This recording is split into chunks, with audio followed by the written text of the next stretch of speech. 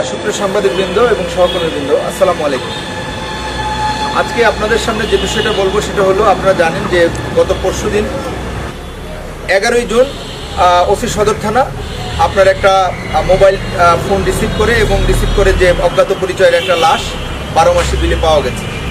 এবং সে phone receive করার সাথে সাথে পুলিশ সুপারের সাথে কথা বলে এই সংবাদ পাওয়া মাত্র আমরা পুলিশ ঘটনাস্থলে প্রেরণ করি। পুলিশ সেখানে যায়, যে লাশ উদ্ধার করে এবং লাশ সুরতহাল করে এবং পোস্টমর্টমের জন্য দ্রুত হাসপাতালে প্রেরণ করে। একই সাথে আমরা জনগণের সহায়তায় লাশ আমরা আইডেন্টিফিকেশন করি, যে ভিকটিমের নাম হচ্ছে শফিকুল ইসলাম, তার বাড়ি তিলকপুর, আক্কেলপুর, জয়পুরহাট। এরপরে আমরা তদন্ত করতে এসে দেখি যে 9ই জুন এ সংক্রান্তে একটা মিসিং জিডি হয় এবং সেই মিসিং জিডিতে জানা যায় যে ব্যবসার কাজে ভীমপুরের বটতলি বাজার থেকে তিনি 9 তারিখ দুপুর থেকে মিসিং, এবং সেখানেও একজন অফিসার অনুসন্ধান কাজ শুরু করেছিল।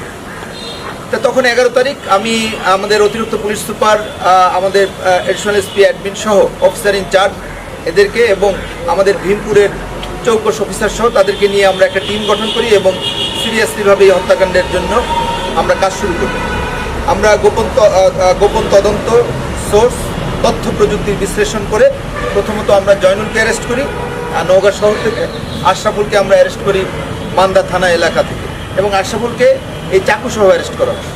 এবং একই সাথে তার দেখানো জায়গা থেকে মোটরসাইকেলটা উদ্ধার করা হয়, যেটা আপনার যিনি মারা গেছেন হত্যাকাণ্ডের শিকার ভিকটিমের মোটরসাইকেল, আর জয়নুলের হেফাজত থেকে তার ব্যবহৃত 2টা মোবাইল ফোন উদ্ধার করা হয়।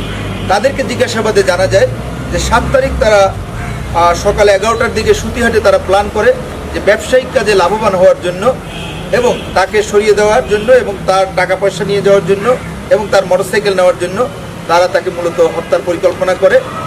সে মোতাবেক তারা 8 তারিখ আপনার ভীমপুর বাজারের ভীমপুরের কলেজ মোড়ে আসে এবং সেখান থেকে তারা 3 জন অর্থাৎ আসামি 3 জন, একজন পলাতক সহ এবং শফিকুল সহ তারা আপনার 2টা মোটরসাইকেলে করে 12 মাসি বিলের পারঘাটি ব্রিজে চলে যায় এবং সেখানে তাদের পরিকল্পনা মতো প্রথম থেকে আপনার পিছন দিক থেকে একজন লাইলনের রশি দিয়ে গলায় টান দেয় এবং অতঃপর গ্রেপ্তারকৃত আসামি আপনার জয়নুল তার হাত চেপে ধরে এবং অপর গ্রেপ্তারকৃত আসামি তার পা চেপে ধরে।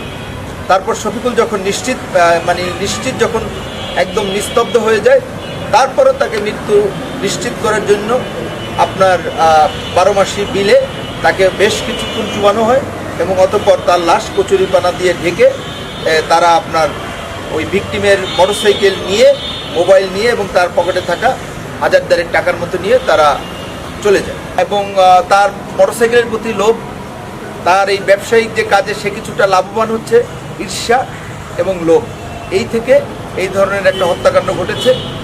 আমরা পরিষ্কারভাবে বলে দিতে চাই যে নওগাঁ জেলা পুলিশ যে কোনো ধরনের হত্যা অথবা অপরাধ, সড়কে যে কোনো ধরনের ছিনতাই, এ সমস্ত বিষয় কঠোর হস্তে দমন করার জন্য আমরা প্রস্তুত আছি এবং সেটা এই প্রক্রিয়া আমাদের চলমান থাকবে।